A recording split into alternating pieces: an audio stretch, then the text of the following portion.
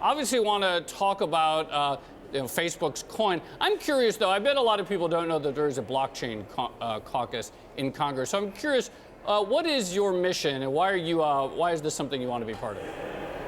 Well, we want to promote technology and integrity in the internet, and that's really what blockchain does. It's a fixed ledger that you could count on for transactions, for accumulating data and fixed messages. So think of it as the way to ensure integrity in the internet, and we need to be aggressive in the United States to make sure that we're one of the dominant countries when it comes to governing and developing this technology, and that's what the blockchain caucus is all about. Darren, Facebook says that they have been trying to work with U.S. governments and governments across the world. I wonder how many conversations about their cryptocurrency that they announced this week have you had with them? So we have one set up for later this week. Obviously, the Facebook team works with my staff quite a bit, whether it's privacy or whether it is cybersecurity or whether we're talking about this Libra, or aka the Facebook coin. You know, they've been pretty open about it. I think a lot of it is getting the legislation right has been the real drawback, the real slowdown, not necessarily opposition from any one particular company. All right, so Congressman, we talk about the legislative side of this, but at some point, this basically boils down to regulation and who is going to be right to regulate the crypto world. We've already heard public comments from Giancarlo over at the CFTC. Jay Clayton has weighed in on the SEC. Are either one of those agencies really the best mechanism to regulate cryptocurrency?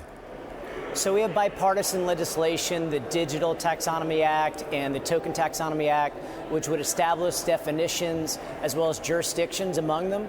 Certainly these agencies should all play a role, but some things are security, some things are a currency, and some things are a future or commodity. So we want to make sure we get it right, which is why we put forward this legislation and expect to have some hearings this year, both in financial services and on the Consumer Protection Subcommittee that I serve on in Energy and Commerce.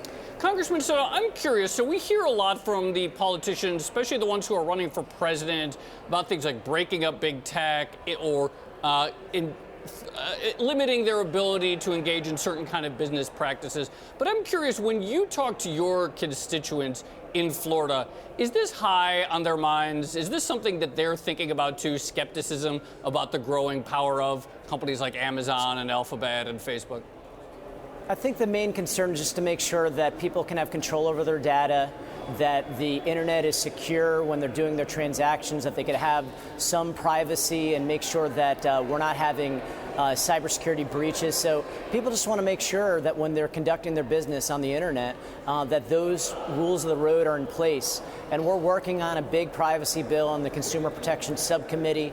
A lot of issues are still being determined about preemption and the role via the states and the pluses and minuses of the California model that is already out there for data security and privacy, along with what other states have been doing. So right now we're grappling with a lot of these big issues because it could affect billions, if not trillions of dollars. It could affect people's privacy. And we want to make sure to still encourage innovation while making sure that that security is still there for your average American using the internet. Darren, that you mentioned when working with Facebook about any number of issues, and in this case, perhaps the cryptocurrency, that the key was to really get the legislation right.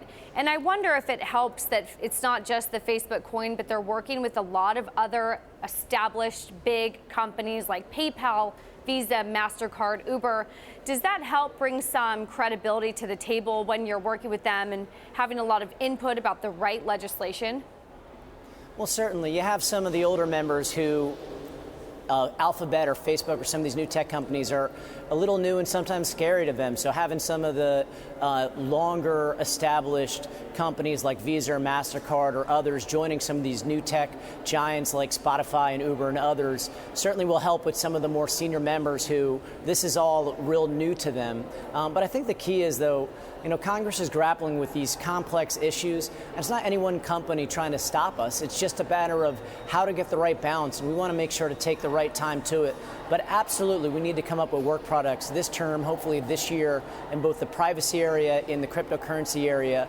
And there's a lot of education for a lot of members on Capitol Hill to be able to really get these things through. Well, so talk about that education, Congressman, because we heard from Maxine Waters, we heard from Patrick McHenry, and a lot of other members of Congress who have essentially said, you know, we don't actually know enough about this. We need to find out more about this and go beyond some of the rumors and speculation. But it seems like the learning curve here for some members of Congress is going to be pretty steep. How do you get around that and get your arms around something where the company itself may have an advantage of knowing more than the congressmen themselves? Well, first, we have great staff that helps us know just as much as them. And I think we don't get around the hearings, we have the hearings. That's what Congress is all about, hosting hearings on the biggest issues of our day. And I applaud Maxine Waters for wanting to have hearings. We're also going to see in the fintech arena that they'll be looking at this issue. And we'll also be looking in consumer protection and on the communication subcommittees in energy and commerce, because we all have a role to play, because some of this is going to be commodities, some of this is going to be technology, some of this is going to be securities, some of it will be, futures. So there's several committees, even the Ag Committee has a role through the CFTC to look at this stuff. But I think the time has come this term, hopefully this year, we get out some major legislation on both cryptocurrency and on privacy. And these hearings need to begin as part of the education of particularly the more senior members of Congress.